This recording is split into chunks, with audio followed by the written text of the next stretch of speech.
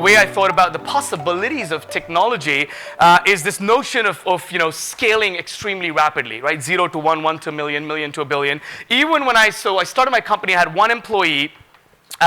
We had probably a couple of hundred customers. So between me, my brother, and this chap, we used to kind of handle the entire business.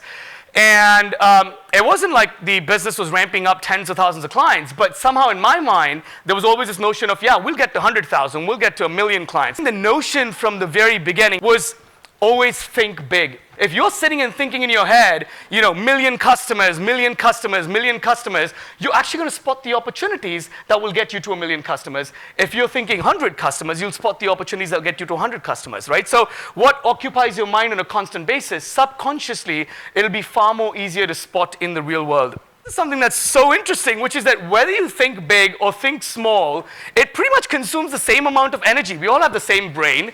It's essentially, you're not eating, Bill Gates is not eating a significantly larger amount of food than I am or you are. We're shoving the same amount of resources into our body, and it literally expends the exact same amount of energy. So why would you waste time thinking small at all? It just makes no sense. Your brain does actually work like any other muscle. It will stretch like a rubber band. So the more you actually set stretch goals, the more you sort of think bigger and aim higher, the more you'll get used to that. Today's exceptional is tomorrow's satisfactory.